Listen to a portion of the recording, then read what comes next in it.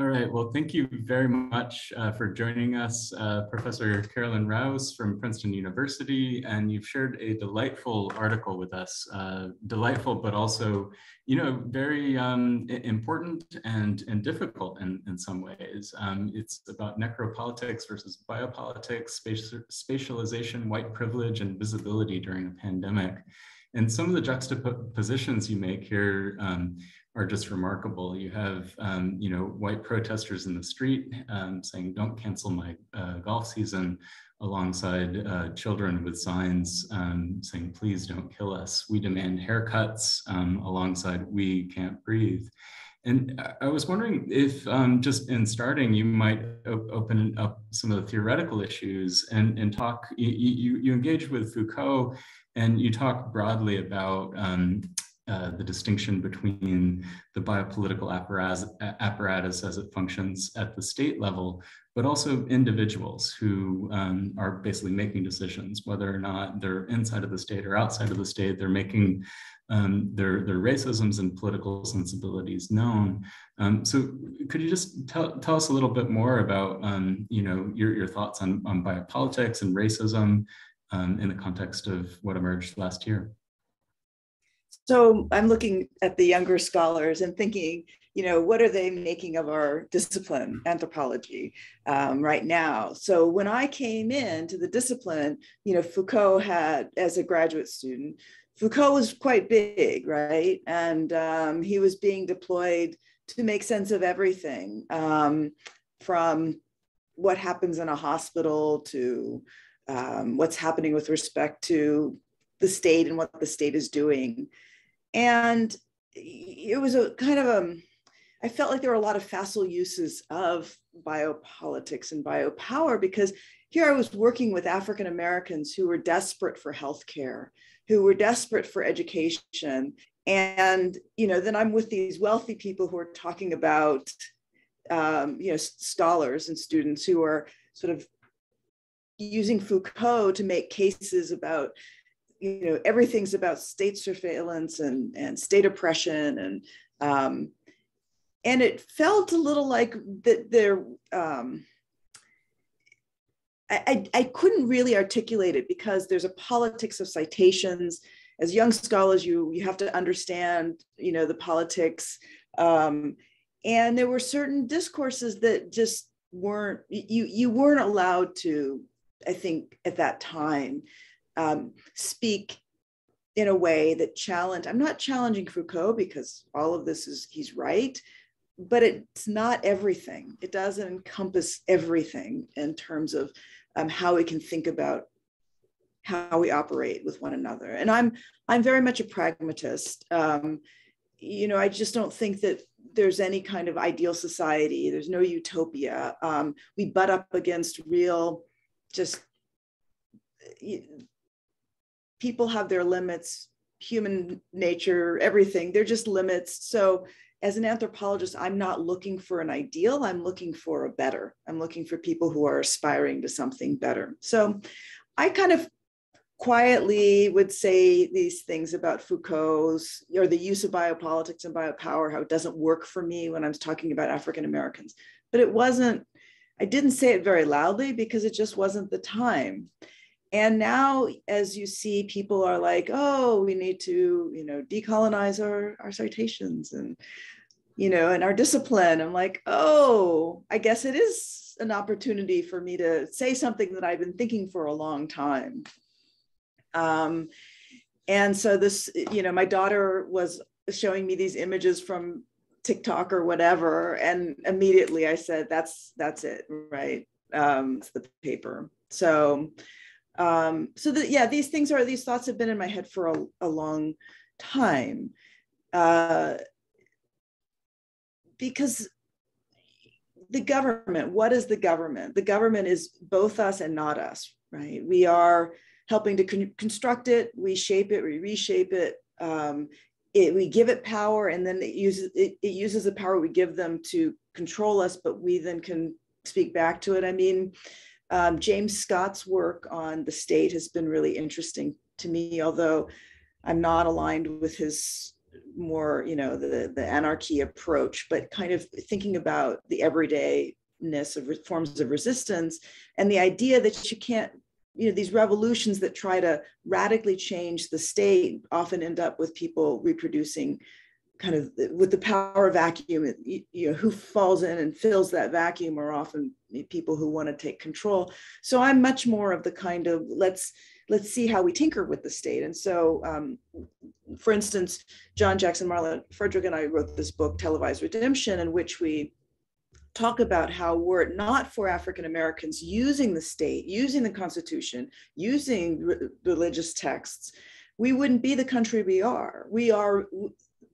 America is what it is because, as opposed to fomenting rebellion and resistance in the form of violence, they went in and tried to change case law and tried to, so they worked at the level of law, and then they worked at the level of affect with religion, right? Where they're saying they're humanizing themselves by making people who claim to be Christians, held them accountable to their own sets of beliefs. And it's this constant work within this discursive space that they were able to make a place for themselves. But that place is institutions are so required for African Americans. When I think about libertarianism, it scares me because a libertarian state is one run by charisma, right? And the kinds of whiteness of property. If you think about Cheryl Harris's work, it's like Black people just don't have that kind of charisma.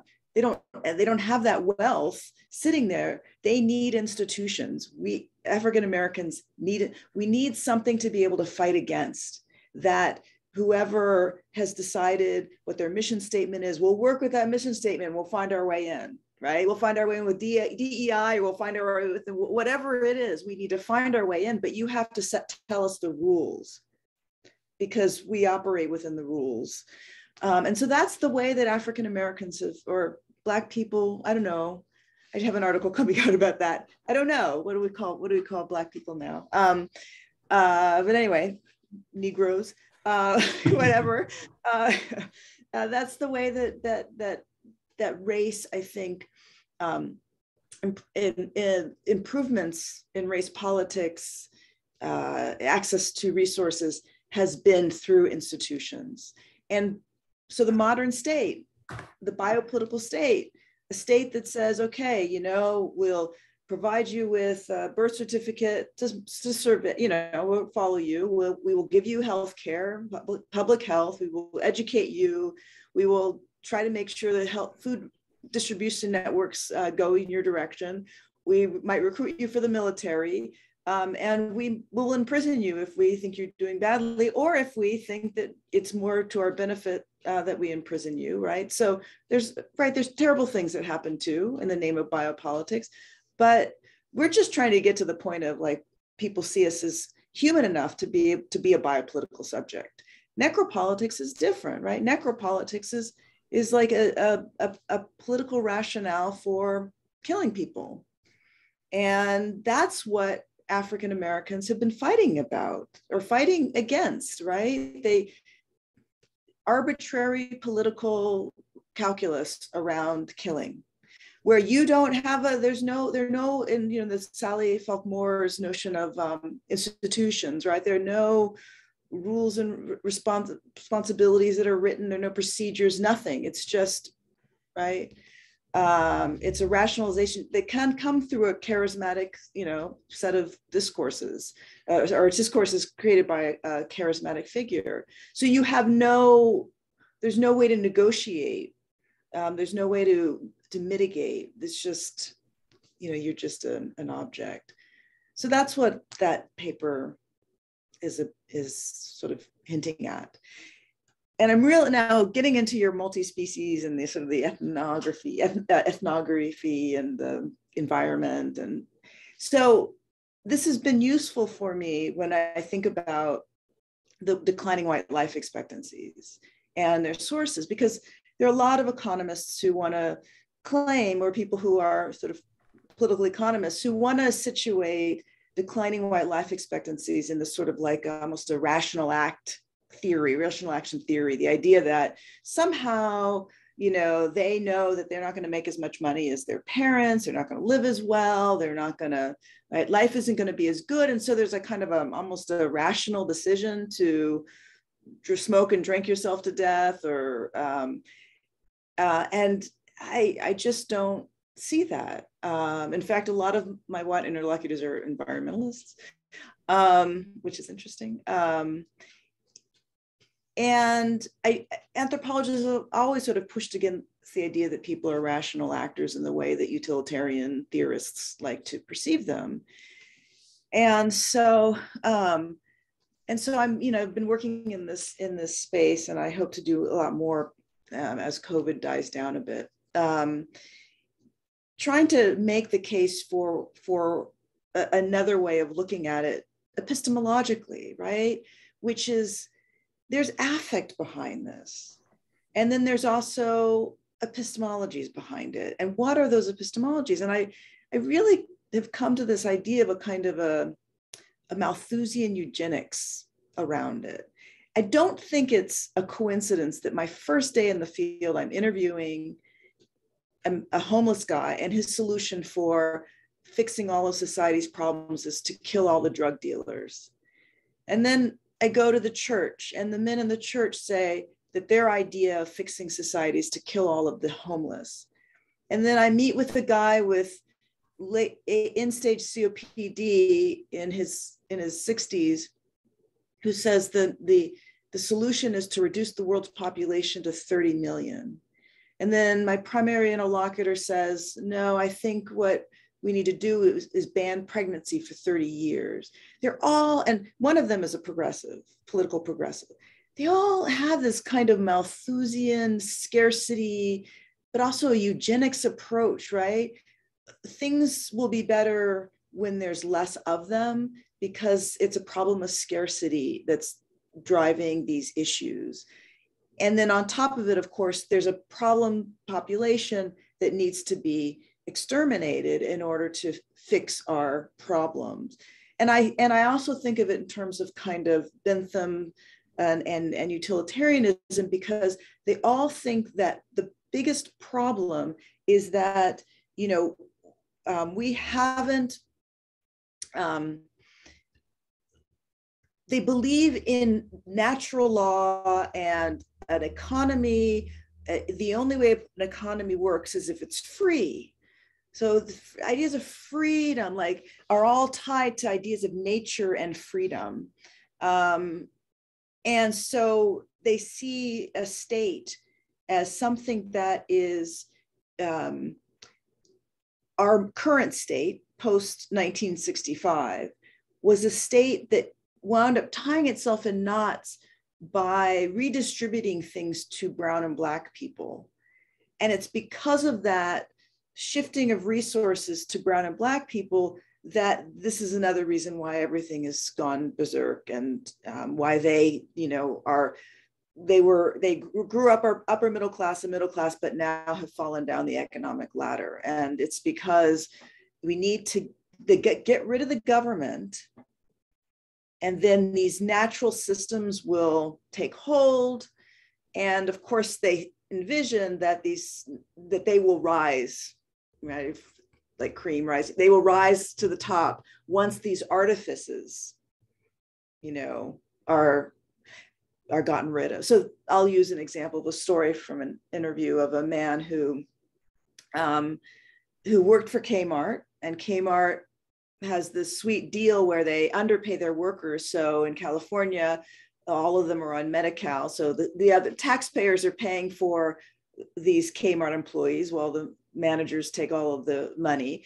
And then they also have Section 9 housing, and they're on food stamps. So it's a total rigged system where basically a corporation, which is, I think it's almost dead completely at this point, Kmart, but it's a great way for them to have lived off of this company, to live off of the state. But the worker I was interviewing doesn't see it that way. This worker who literally was rescued from Obamacare, he didn't go to the hospital. He wasn't going to a doctor, even though he had horrible pains in his chest, because he was afraid he was going to lose his double wide trailer. So again, these people are white and they have inherited wealth. So, oftentimes they've been allowed to buy these double wide trailers, right? So and then he rents out a room in his to make money, extra money. So he has gas in his car, right? While he works at Kmart full time. So anyway, he didn't go to the doctor.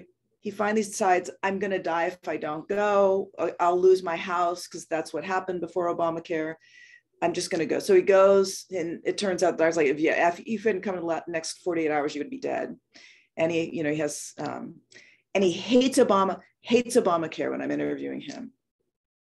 And so, we're not journalists, we're anthropologists, so we push our interlocutors to get a sense of the edges of their reason and where the cognitive dissonance comes in, and to try to figure out why. And I was pushing him on why he blames Obama. He's so relieved too that he didn't lose his trailer. He finds out the whole thing was free because of Obamacare. And I say, well, why do you blame Obama? Why don't you blame the CEOs, right, at Kmart?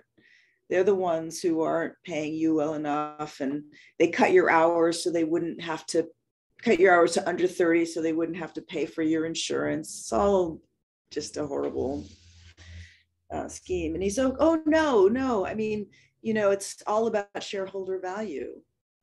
And you're like, how did, but they're so enamored of the kind of free market capitalism logics. And he thinks his life is less valuable than allowing businesses to live in this kind of space of what they consider freedom and natural freedom. And this is the way the society will operate and function. So I met a number of these white folks who were, these, again, Malthusian eugenicists, sort of very in the environment. It's all about scarcity. It's all about, nature, freedom from constraints of a political or cultural system, and then everything will be great. So their notions of freedom are killing them. Their notions of that they don't need the state, that they don't need each other. A lot of them talked about, never talking to their neighbor and being happy about that. Yeah, so that's where I'm going with my research on declining white life expectancies. And then the affective piece to all this is a lot of them are full of shame. And they're full of shame because they were, part of the logic, of course, is that things have fallen apart because the system before was right. It was a system where the smartest, the most intelligent, right, the most moral, the hardest working gets rewarded. And of course, there's always white people.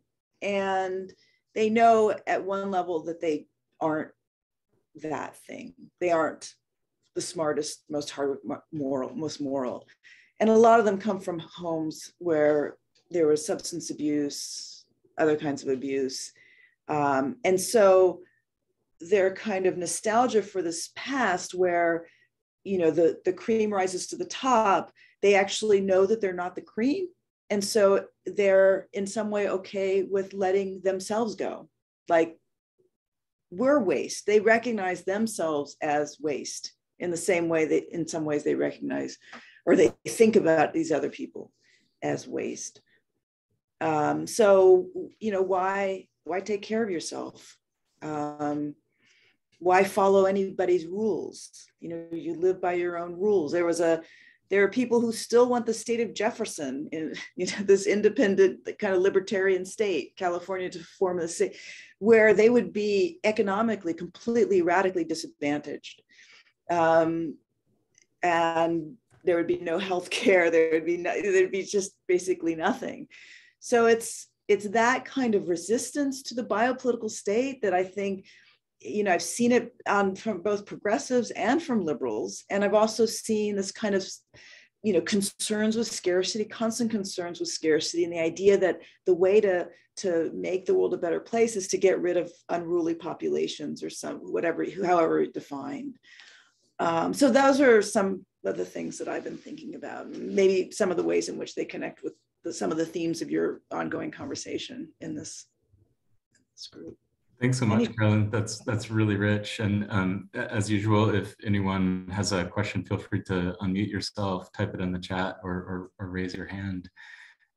You know, there's a lot in here, and you know, I think many of us had kind of had some of that disquiet that you describe about biopolitics, and weren't quite able to articulate it. And I think you've done it in this piece in a really yeah, profound and evocative way.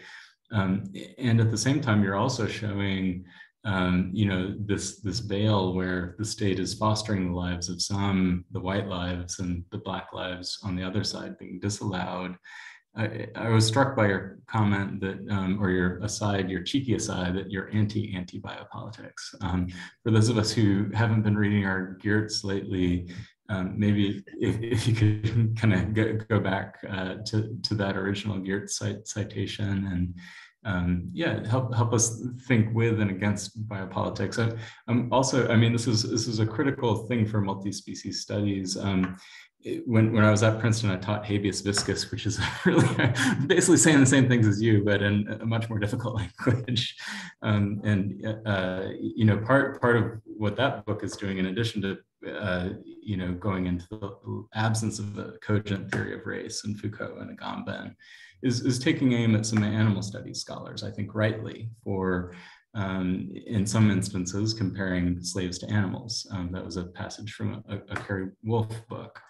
And, you know, that book talks about racializing assemblages that distinguish, you know, full humans that are afforded protection by the law, you know, quasi-humans and subhumans. And for me, in the field of multi-species studies, I really try to avoid the idiom of non-human. You know, I think that assumes too much about the human, that it's a homogeneous subject. And for me, it's also like non-white, you know, it presumes the lack of something. So I'm really interested in hearing more about your anti-biopolitics, and yeah, these processes that you're seeing that are disallowing life and fostering other kinds of life, even as, you know, the earlier regimes are kind of coming unraveled, and there's a nostalgia for, you know, that veil not being so thin, and for that line to be more clearly drawn once again. Yeah, I mean, you know, language is a complicated thing, you know, and somehow we don't have a way to critique something as like not all wrong. We don't have a, like, you know, Jim Boone used to say it's, you know, like, for instance, Marx isn't right, but he's not wrong, right? Like, how do we do that? So I think anti-relativism was an attempt to do that, right? I believe wholeheartedly, I'm thinking of Geertz's piece, I teach my students why this is critical approach in our discipline, that, you know, you go into a place and you do not bring your own values to make, that's not how you judge other people. And also I talk about hope, that you have to have hope that there are people in there with counter discourses to practices that they don't like, right, within their own culture. You don't need to come in with the savior complex and think that you know, there are people already working within the community so you're looking for those, you know, dominant discourses, but also those subversive discourses and the people attached to them. And it's not like you're saying, oh, well, I believe in sati or foot binding, or, you know, chopping off the fingers of girls when a male relative dies in battle, and, you know, Papua New Guinea, right? So you're not saying that, right? You're saying something else. So that's why he chose anti, you know, relativism as a way to try to thread that needle. And so absolutely, I mean, I love Foucault's work. I mean, I really do. I just don't think it can be used to explain everything all the time, everywhere. It's a very French system he's talking about, right? So and France, I think there was an education minister who, this is probably myth, but he looked at his watch one day at 10 or something, and he knew it, and he was so proud that he knew what every student in the country was reading at that moment, right? And that's France's history with respect to biopolitics is different than the US, which is different than, Papua New Guinea, which is different than New Zealand, right? And so we have to be careful just exporting the theory and just applying it liberally all over. And Americans because of race, have had a really distinctive and strange history with respect to the state. And, these histories unfortunately get buried. They get buried in the politics of the moment. I think about the coal miners who are firmly now behind MAGA heads, and they don't know that 100 years ago, their ancestors were actually fighting capitalism. And we flatten these histories. Or before the progressive movement, there were wealthy whites who would line with poor Blacks against poor whites. There are many complicated histories around race and class and the environment in the US, and it just makes our work theoretically richer if we embrace this and don't paint Disney-esque versions of this. So I can go around and interview these white folks who, in the particular, they're fine with me. In the particular, I'm an elite professor from Princeton. In the abstract, I'm a Black woman who threatens the very existence of our country. And if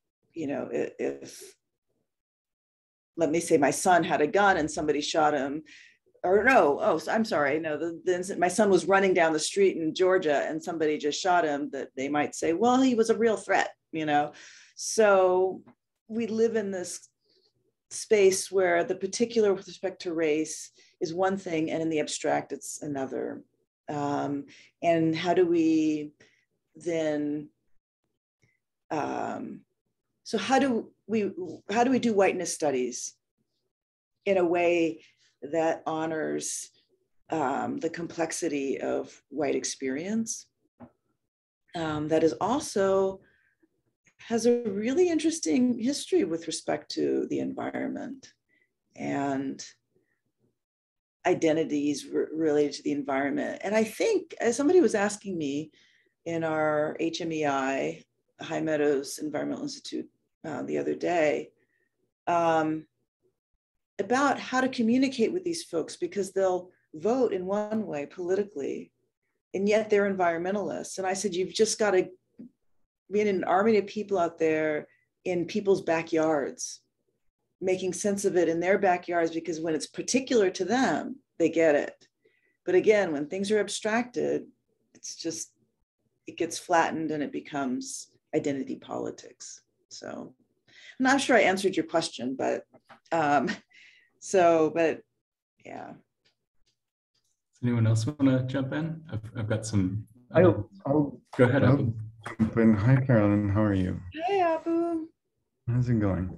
I have two quick questions. One is a little pedantic, and it's about Foucault, and in biopolitics, Foucault brings in race in ways that have been challenged and criticized in relation to Nazi Germany. So I wanted to see what you were thinking of that piece of biopolitics as this kind of the externalized population of violence, or deserving of violence, that is the kind of the byproduct of biopolitics or the biopolitical state. And then the other thing, I love that phrase you said, which was their notion of freedom is killing them, I think is how you said it. And in a way, it's about how whiteness messes up white people. And, and I think about how, how sort of a kind of a Baldwinian idea of what happens to white people under whiteness, of what they have to give up, with what in order to keep up all these fictions about their own personal and institutional existence. And so that phrase makes me think about, I guess in part, your colleagues at Princeton with the Deaths of Despair book. And I was wondering if you had any exchanges or conversations around that, and how what you're saying is, complicates that or radicalizes it in really interesting ways. So I was wondering if you had that conversation anywhere. So yeah, with respect to the first, so this is, I think that the reason I'm a pragmatist is because I want to give up the utopic thinking in order to get to a better place of social justice. So, for instance, I think reparations is utopic thinking. I think, but I think the better place is to start to theorize questions about how we confuse or how we don't agree on what is a debt and what is a gift. So we see that with affirmative action, right? Some people see it as a gift, some people see it as a debt being paid back, and they're fighting it out in court over affirmative action. That to me is more interesting. The idea of debt forgiveness, the idea of and how much more radical it could be if we start thinking about the complexities of our own subjectivity in history and the unflattening of those histories. Then how do we even, maybe we need to just get rid of the debt altogether, right? We just start at ground zero. So I think that by letting go of some utopic thinking, you wind up. Another thing that I've heard some anthropologists say is, let's get rid of borders. Wouldn't it be great if we had no borders? But then I think about E.P. Thompson's work on moral communities and moral economies. A moral economy requires people to recognize one another as participating in a common pool resource sharing, right? If we go to Eleanor Ostrom's work, which, right, we need to know that the people who we're sharing resources with are sharing, right, equally with respect to, and so the rights and duties, right? And we see in these small scale societies, she uses all this ethnography and history to analyze common pool resource sharing. We see that being able to, again, going back to Sally Falk Moore's work on rules, right? Our law, which is basically procedures, right? Rules. That's the way in which we recognize being part of a community. So, okay, maybe not get rid of borders, but maybe create a visa where people become recognized in those ways that we need to be. So I'm always thinking, like, if we let go of the utopia, can we get to another place of theorizing something that's even more just, right? Or even maybe more sustainably just. And so when I think about the state and what they do with respect to controlling people and killing people, right? This is where, yes, right? This is why I can't be anti-biopolitics, right? Because this is a thing. And it is such a difficult, I certainly don't believe in the death penalty, but do I think that some of the most violent, hardened criminals belong behind bars for the rest of their lives? Yes. I mean, I think there's some people who are seriously damaged, who do serious damage to other people. Do I believe in, putting people behind bars for nonviolent crimes? No. Do I believe in the long sentences they give to Americans? Like, no, these sentences are ridiculous. So there, and then also, we can start thinking about other forms of restorative justice where people have then a debt that they have to work off, not in prison, but outside of prison. Like, so the idea of a state helping us control people who are violent or predatory is not necessarily something that anthropologists should recoil from. The question is, are there other ways in which we can think about that? And certainly, you know, when it comes to race, I mean, Foucault was evolving before he died, right? And I just think that there's a, anyway, I don't know what, I'm not sure I'm answering your question about that correctly. What do you want to ask me, like maybe sharpen my focus so I'm doing a better job answering that question? I've got something that I could kind of insert that kind of, okay. I mean, it riffs on something you're just saying, and it's a plug of a forthcoming project by one of my students. So she's been studying gardens in the prison system of California, and her name is Elizabeth Laura, and looking at the complicated ways that multi-species care is taking place within the Golden Gulag, and in the time of COVID, how these prison networks became possible opportunities to decarcerate the state and do reparative justice. It's part of a collection that we've pulled together called The Promise of Multi-Species Justice, that looks at justice in terms of Stuart Hall's articulation, in terms of not only restorative justice, but distributive justice, transformative justice. And I was thinking with articulation and strange articulations that come out in your essay. So you're talking about, and you mentioned it earlier, about how these white folks are rejecting Obama's Affordable Care Act, voting for policies to dismantle a social safety net as an act of defiance against what they called the nanny state, or biopolitics. So I guess maybe it's a question back to you about articulations and possible articulations. Last year we read, in the height of the pandemic summer, a piece by Tony Hatch that talked about how the data isn't going to save us, sort of a response to the Color of COVID project, a piece about Black pessimism in a time of not being able to breathe, in a time of massive Black death. But I'm wondering, with this politics of articulation, it's maybe an anti-utopian, or maybe anti-utopian, to kind of play with you and Geertz a little bit.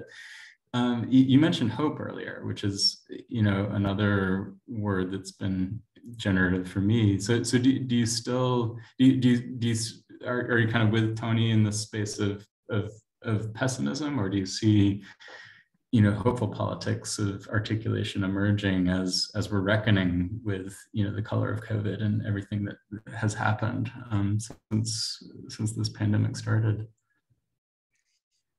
Well, I haven't answered Abu's second question. Oh, sorry. No, but about freedom. But I'm not. I mean, I can't be a pessimist. But so you were asking about the idea, the conflation of freedom with sort of doing things that will kill you, ultimately kill you, Abu. So.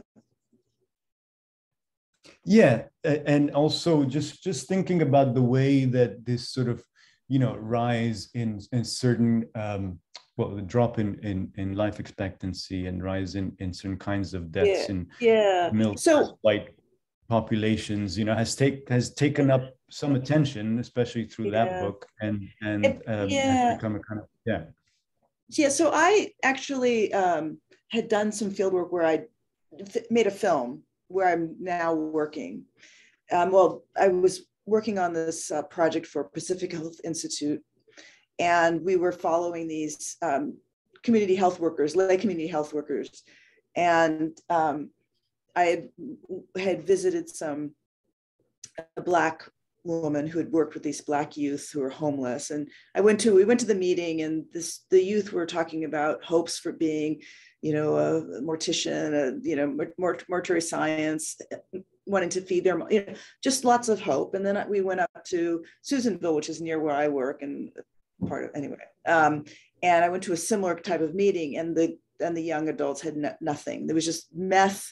It was the bleakest thing. And I called my sister. This is 1994. I called my sister and I said, poor whites are in worse shape than poor Blacks. But again, it's a time where we'd actually tried to get money to do a film on whiteness and was rejected. Like, whiteness wasn't a thing. So I put that aside, right? And so I did all this work on racial health disparities, and then it was the day before. I was in Ireland with Anne Case and Angus Deaton. It was the day before the article was announced, and they presented the findings at the big dinner the night before our conference, and they presented that whole rational actor thing, and afterwards I said to them, I said, the indicators for Black people are worse than the indicators for white people. And yet you're claiming that white people, they're acting rationally because and they said that they talked all night about this because they couldn't, they're like, oh my God. And so it animated. I mean, it's because Angus Deaton would go around talking about my intervention that I wound up in Lake County, because then Fareed Zakaria contacted me because of what this whole thing has been in some ways in conversation with Angus Deaton and Anne Case. But again, I read their Deaths of Despair book, and I love his work. I love The Great Escape. He is the most anthropologically thinking economist that I know, who works in the area of health and development. I love his work. And yet they only can go so far, because they work with data in a particular way. They're not going into the people's homes and talking about their family lives and experiences, about their hopes and dreams, about disappointments, about, they don't see what I see, right? They just can't. And so, I think he gets close. I think they get close. And I really do honor their work. But I don't think that, all of this money we've just transferred to people during COVID, that hasn't even moved them away from QAnon and MAGA. The people who flew the planes into the World Trade Center were middle and upper middle class folks. Like, somehow we've lost, and why wouldn't we? We have an economic system built on trying to find who next to exploit and to feel okay about it, because we've created a whole narrative around how they're worthless and it's their own damn fault. Like, there's something that we are missing at the core. Something is, it may have only been there because we were, fighting to break, either to hold up the walls or break down the walls. But now we're in a place where we could do this radical multiculturalism and an economic better equity, and without it, where are we going to go if we keep thinking that it makes sense to have billionaires in a country that they can destabilize an entire country, a country that actually gives them the ability to be billionaires. We print the money, we create the infrastructure, we do all of that, and yet they have so much money they can actually destabilize the very country that makes them who they are. So we're in this radical space of like, I love the fact that workers are walking. They're like, I don't need that much stuff. We can, I have a second income in my household. I think we're fine. this is a moment where maybe people will start to, I don't know about you, but we were running around like chickens with our heads cut off at Princeton. And I think COVID made people go, why did we do that? So I think that, again, I think there are existential things at the core of some of this that the economists just can't touch. I think there are epistemological things that even some environmentalists don't want to hear, right? Because environmentalists can get into some pretty, I mean, how many people have talked about how the problem with Africa is overpopulation? How many? So they can get into some dark spaces. And then of course, we still have people going around pretending like our economy is not a cultural construct and that things can be, and that there's a thing called natural law, right? And so we have this conflation with nature and society that just makes things worse. But since we don't have much time, Elaine, I see your hand is up. I'd love to hear your question. I don't know if I have a very specific question. I actually would love to hear you talk a little bit more about necropolitics, and maybe to just contextualize, maybe that's a way of specifying what I'll say. So I've been working with or speaking with rice farmers in Northern California, in Sacramento. It's predominantly white, of course. It's a very small group. It's about, 200 farms. I would say maybe 95% of them are white. So I love what you said about, that we don't have a lot of tools to do whiteness studies. So I'm wondering how to think through this. So these farmers are calling rice the environmental crop. In the 90s, they were banned from burning their rice straw. There's only one season per year. And so instead of burning the rice straw, here's where the environment comes in. Instead of burning the rice straw, they've turned to reflooding the fields after harvest and then leaving it for the birds.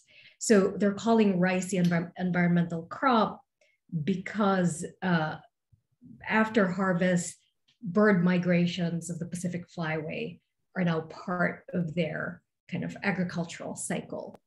But in the meantime, this is layered over, histories of racial capitalism. There's the indigenous peoples, but there's also, of course, the colorizing of the yellow farmers, right? The Japanese farmers upon which, a lot of these rice seeds depended. So maybe I just paint that picture to ask you to talk a little bit more about how you're using Mbembe and necropolitics, because I'd love to do it, and I'm just having trouble thinking through kind of all these layers, right? There are the avian migrations, then there are the indigenous groups, and then there are the Japanese farmers who were, thrown out, and then now kind of the whiteness of rice farming. So calrose, every bite of sushi we eat comes from California rice farmers. So there's whiteness that's being bred into all the seeds. But I'm trying to think about, is it biopolitics? Is it necropolitics? Like how to just think about this? Maybe it's just a, kind of casting. That's interesting. It's just layers of history. So you're saying it's always been white controlled, but then you have these other populations working the fields then, right? Yes. There's seasonal harvest labor. So the colored, the colored farmers come in only at harvest. And so they're not full human beings because they're seasonal, right? They're only used for their kind of what they can do for the rice or what they can do for the crops. So I'm trying to think So I should get this book, my latest book out. I just have been unforeseen on it for reasons I can't even tell you. It's done and it's been reviewed. But anyway, there's a chapter I called "It's the Land Stupid," and I think that this question about land is something that we just, I don't think we spend enough time just thinking about. I use you guys as an exception, but all of those histories and the ways in which we've encompassed primitive accumulation and, I think of it in a kind of so there's an element of Marxism in there, but there's also, it's an absence of common pool resource sharing in the way Eleanor Ostrom's. It's a very capitalist, and the ways in which race overlays with capitalism and the systems are so built. Our whole capitalist system is built on a racial politics, right? It wouldn't exist without this racial politics. So it feels to me like it's deeply in that kind of Marxian kind of sense about land or Polanyi and the, but, and then there's of course this other really important story, which I get when I'm in Lake County, which there's a place called Kelseyville. It's still called Kelseyville, right? Kelsey was the man who went and committed genocide and killed all these indigenous populations in this area. And I can't even believe they haven't changed the name already. But those histories are such a part of California of horrific genocide. And then of course the Japanese internment, right? And the whole, Manzanar, there's just so many. I would look at it as a kind of a part of a history of Californian placemaking, capitalist placemaking around accumulation that used, these racial politics in order to claim the rights to exploit certain kinds of labor. But in terms of necropolitics, the thing about necropolitics with Mbembe is that anyone can claim take on a necropolitics. So, he even talks about suicide bombers. That's a kind of necropolitics. You've decided that something isn't, deserving of life and you kill it, but for political reasons. So necropolitics is a tough thing to use, I think, in a place where, with people in terms of whiteness studies here. I think the invisibilization of these layered histories of white land appropriation and genocide are just racial, to me, just screaming, which is necropolitics. And I think that's the necropolitical, where you can't listen. So, right, Yeah. right. Yeah, Yeah. I think so. Yeah. California ag is all about erasure, right? It's about achieving the ultimate mechanization for high yields. And it started in 1840s, right? There's no mention of all the genocides that made this possible. Absolutely. Yeah. So I'm thinking, it's necropolitics, but I'm not sure how to do it. But thank you. No, I would look at the history as a necro, because you're not going to get it from the discourses of sustainability and rice, right? They're going to be telling you one story. I interviewed the mayor of Clear Lake, which has the worst health metrics in the entire state. It's a place where they dump off prisoners, and they're white, and it's horrific to walk around there and work with groups to dig out garbage and around trailer homes, from meth addicts. Anyway, which I did. And he wasn't the mayor for long, but he's just like just appalling guy. And he was a MAGA head, and his family had come in the 19th century, and he was talking about how appalled he is that white histories aren't part. Why are we not? Why do we just keep wanting to? Of course, erasing the fact. And he talked about how his family owned this land, and basically his family was part of the genocide, right? And he was complaining to me about why is it my history? why are indigenous histories so important? Why I'm indigenous, you know, claiming kind of indigeneity. It was an appalling interview. So yeah, I would definitely go there. Well, thank you so much for joining us, Carolyn. It's been a delight to you know, discuss this essay. I think it really nails on the head some of the key failings of biopolitics, but also kind of captures a moment and gives us a new way of thinking about it. So thanks again for joining us. And yeah, feel free to come back in any week. We're here every week. It sounds like a really fun thing. Zoom endurance project. So good to see so many of you back, and hope to see more of you in the future. Take care, everyone. All right. Take care. Thanks. Thank you. Thanks so much. This is wonderful.